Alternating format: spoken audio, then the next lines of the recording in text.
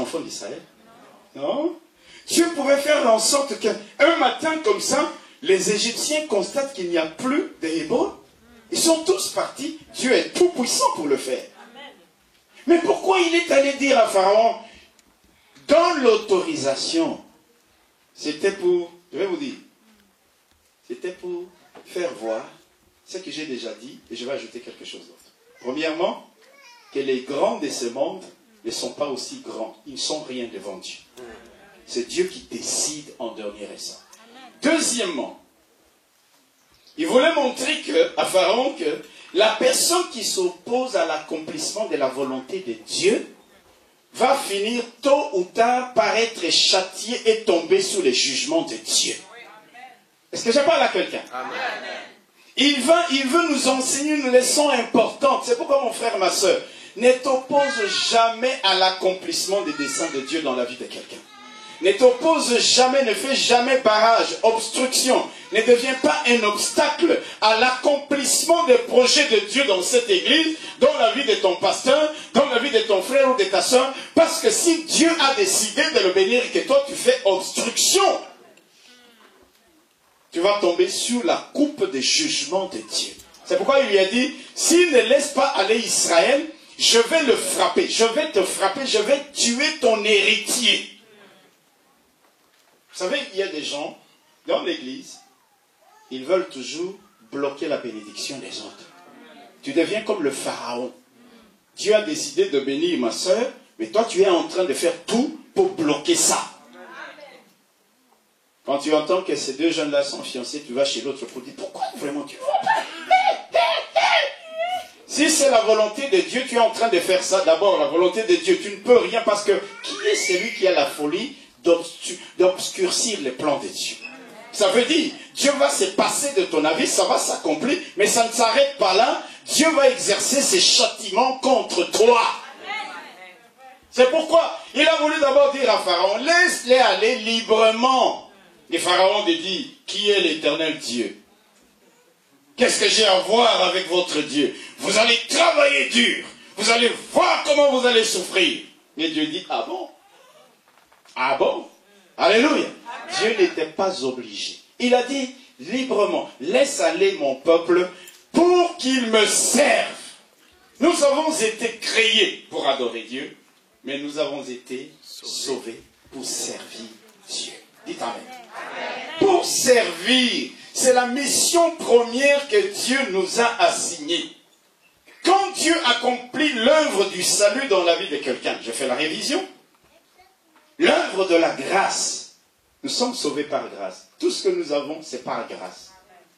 Quand Dieu te délivre, comme il a délivré les enfants d'Israël, il n'a pas dit autre chose pour qu'ils me servent. Quand Dieu accomplit l'œuvre de la grâce dans la vie de quelqu'un, ce qu'il attend de toi et de moi en retour, c'est que nous puissions le servir. Alléluia. Et l'œuvre de la grâce, c'est quoi? Ce n'est pas simplement le fait que tu sois venu à Jésus. Quand Dieu te bénit, c'est l'œuvre de la grâce. Est-ce que tu comprends ça? Quand Dieu te bénit, c'est l'œuvre de la grâce. C'est une grâce. Et qu'est-ce que Dieu attend en retour? Que tu le serves. Quand Dieu t'élève, il y a des gens que Dieu va élever ici. Non, saisissez la prophétie. Alléluia.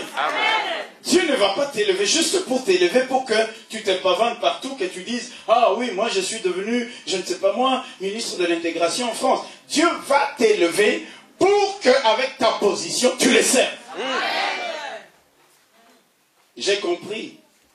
J'ai fait, comme dit souvent le pasteur, des études dans les milieux scientifiques, mais j'ai compris que Dieu avait permis que je fasse toutes ces études parce que ça me donne accès dans les milieux des savants pour parler avec eux de Dieu et leur démontrer sur base des Écritures que la science n'est rien par rapport à la connaissance de Dieu.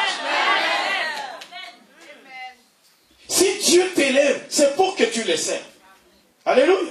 Si Dieu te délivre, c'est pour que tu les serves. C'est la mission première.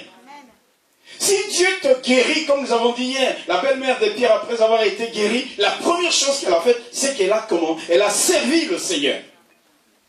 Si Dieu te donne une position d'autorité, t'accorde une faveur, permet qu'il y ait un changement de statut dans ta vie, Oh mon frère, ma soeur, n'oublie pas que tout cela, Dieu voudrait qu'en retour, tu puisses le servir. Dites Amen.